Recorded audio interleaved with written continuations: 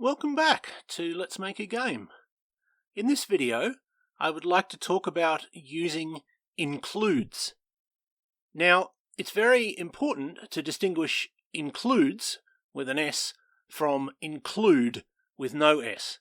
They are completely different things, they're for completely different purposes.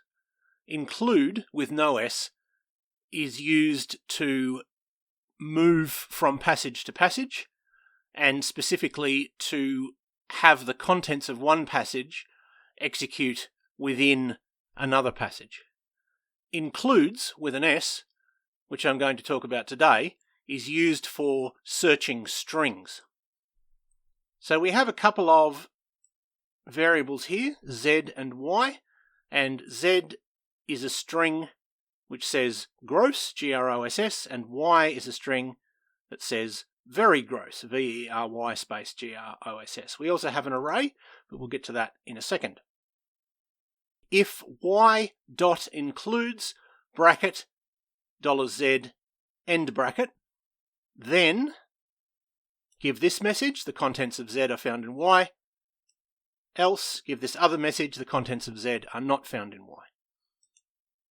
What includes does is what you might think. If Y includes Z means if the string Y has at any point the characters that are in the string Z, then evaluate that as true.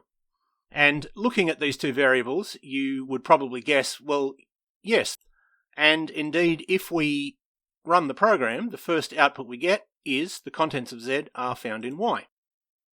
But let's add this array. So this array has got slightly gross, noticeably gross, definitely gross, extremely gross. And now we ask if X includes Z, then we say the contents of Z are found in X, else the contents of Z are not found in X.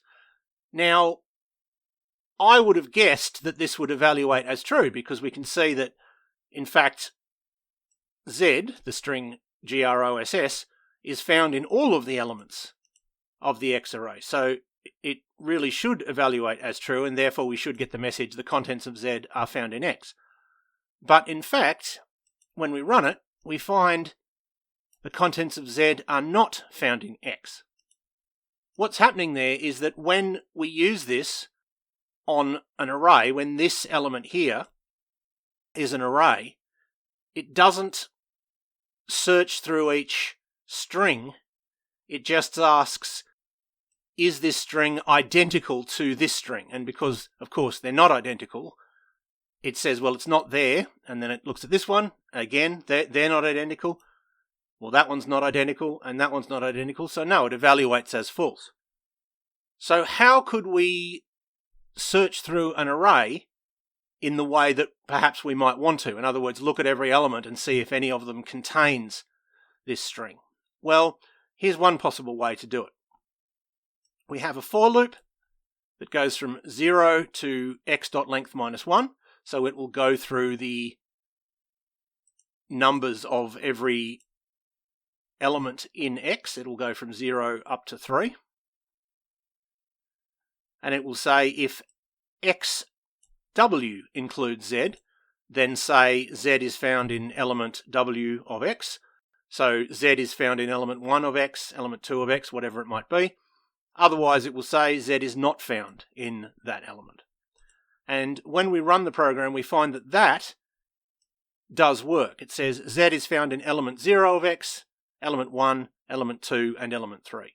So if you're dealing with arrays and you're using includes, you need to be careful with the fact that if you just put the name of the array in the includes, it won't search within the strings in the array. It'll just ask if those elements are identical to what you're searching for. So you can see that there's some other output that we haven't got to yet, but I'll deal with those in the next video. I will leave it there for now. I hope that was useful or interesting to at least some of you, and I hope you will tune in next time.